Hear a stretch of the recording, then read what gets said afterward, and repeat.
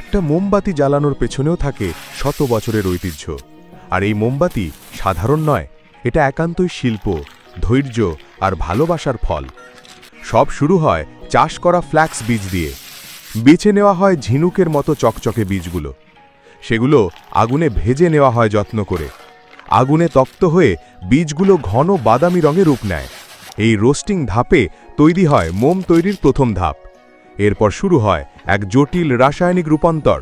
Roast করা বীজের সাথে মিশে এক ধরনের ধুলোজাত পদার্থ, যেটিকে বলা হয় ওয়্যাক্সিং। ফুটন্ত পানিতে ডুবিয়ে তৈরি হয় ঘন গাঢ় বাদামি তরল।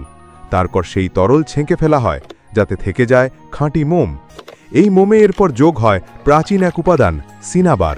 লাল রঙের এই প্রাকৃতিক খনিজ দিয়ে মোম পায় ঐতিহ্যবাহী উজ্জ্বল লাল রং। এদিকে আলাদা করে তৈরি হয় শিখার প্রাণ, বাঁশের সুতোর বুনন।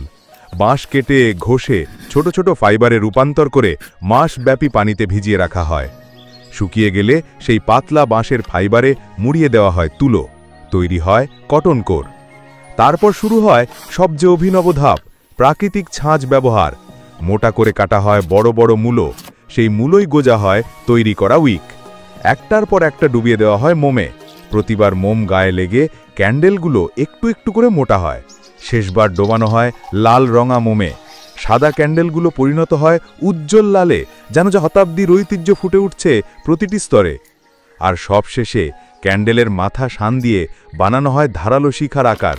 একটিকে জ্বালানো হয়, আগুনের সাথে ধোঁয়া উঠে আসে।